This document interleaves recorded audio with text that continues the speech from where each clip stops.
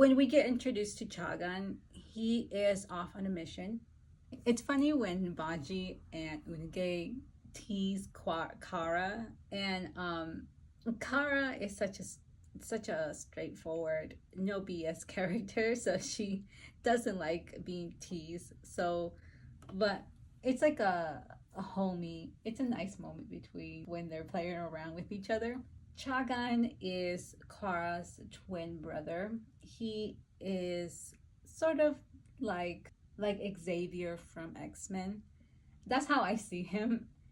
He wasn't there in the beginning because he was on a mission for Alton. When he comes back, he's pretty injured, and Kara feels that injury. So it gives Alton a heads up that he's nearby.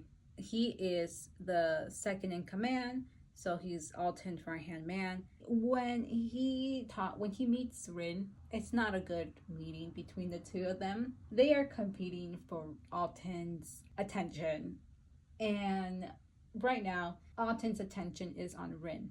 And Chagan gets a little, it's pretty obvious that he's a little jealous. But Chagan offers to help Rin with the Phoenix. Rin is like, I don't want your help. And my favorite thing about Chagan is that he puts Rin in her place. He calls her out, and I'm so happy when he calls her out. It makes me so happy. I'm like, yes. And it makes me wonder, RF Kwan, do you know that your main character is this brat? Like, right? You purposely wrote a bratty character. And I hope so. I hope RF Kwan wrote Rin as a bratty character I hope that was her intention, because if it wasn't, oh my gosh. It's like, oh my gosh. I don't even want to think. I don't even want to know. But every time Chagan calls her out, it's like music to my ears. Because she deserves it. She deserves to be called out. She is a brat. She acts like a brat. Let's see. So Naja is gone, taken by the Federation. I think at this point, after Rin has her conversation with Alton, she goes to Chagan to get help, and he notices that she is bruised and doesn't say much about it. Rin asks Chagan for help so she can summon the Phoenix. She tells him about someone stopping her. Chagan takes Rin into the Pantheon, or close to it. Chagan sees firsthand who this lady is, who's very, very powerful. He is not able to bypass this woman. But they do go into this section they go into like this spirit realm, and she casts a hexagon, sort of like these predictions. And these predictions are quite interesting because Chagan mentions how these predictions are neither here or there, maybe in 2 weeks, 2 years, maybe 2 years before. There's no definite time to these predictions, warnings, advice. I like to think the predictions she gets are predictions of Rin in the future. After reading the whole series, it's pretty interesting to go back and reflect on these predictions, because is it talking about her time now, or could this mean her time in the future? So I like going back and just thinking about that. So they find out that they are being misled. The Federation is actually heading to Golden Niis. So Alton takes his psych and they head over there, only to find out truly one of the most messed up descriptions I have read in a long time.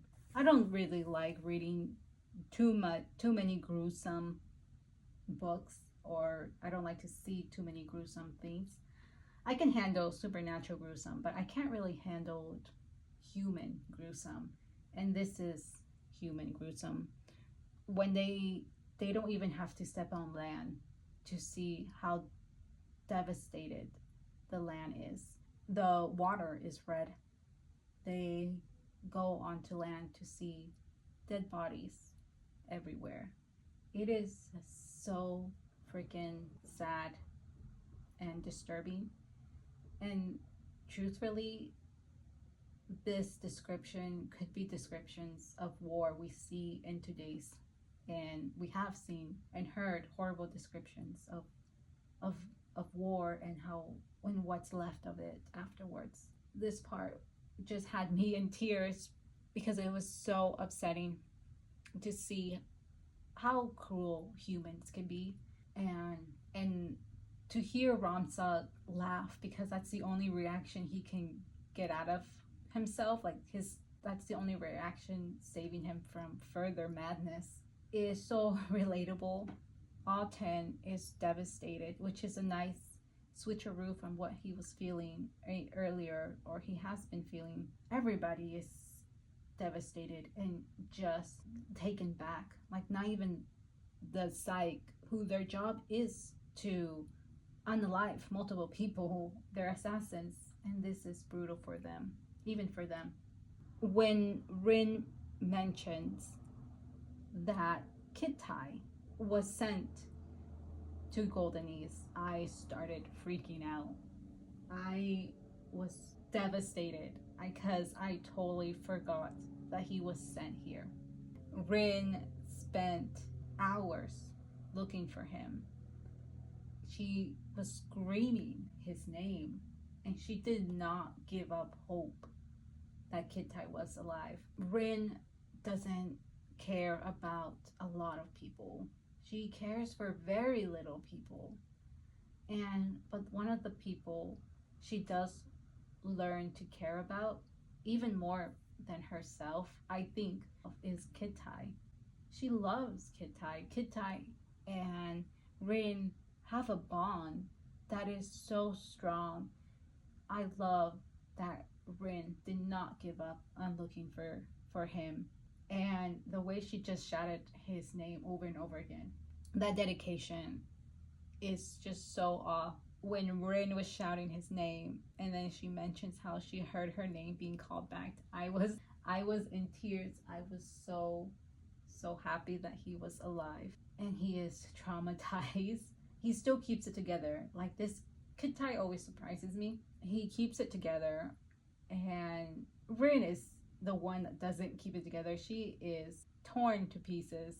Rin is just a mess when she meets up with Kittai again. They're reunited. Kittai holds out his arms for her, and that's just who Kittai is. Kittai is such a solid character.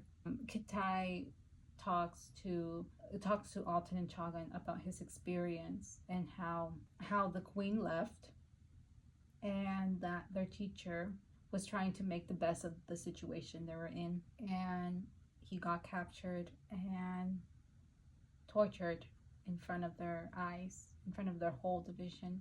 The warlords that gave up were instantly gone, and the poor civilians, all of them, everybody is gone. This part is just devastating to listen to and to reread. How strong Kittai is and how smart he is to hide. Baji mentions how it's nice to save people. I wish in a rainbow world that the psych were used to assist people, because everyone deserves to be a hero. No, and the psych, they're so young. They're so freaking young. To have them be heroes, I don't think that's a lot to ask for. There is an argument, or just a disagreement, that the Empress leaving the rest of her people behind. Kittai thinks this was the right thing to do. Chaghan and Rin are not in agreement with that. I agree with Kittai. I have this other book I read where one of their alphas, if I need to be in the front lines to help my people, you can bet I'll be in the front lines helping my people. I'll be in the front lines leading the charge. But if I have a key and I am the only one able to open the door using that key, then you can bet that I'll be the first at that door to let my people in. And I feel like this kind of fits really nicely here. The Empress, even though we don't know it, she's such a shady character. She is the only one keeping the warlords in check, including the dragon warlord. She puts fear into the warlords, and she puts fear into other people. She is the only one. She is trying to keep the Nikara Empire together. She's doing a bad job at it, but she's trying. The warlords are cowards. They're not doing shoot. They're not doing anything. One of them is a little shady. Anyways, that's a spoiler. But he is also scared of the Empress. For her to leave Golden Niis was the right thing to do. She is very much needed at this moment to instill fear. For her to stay would have just cost her life. Her life is worth so much more at this moment.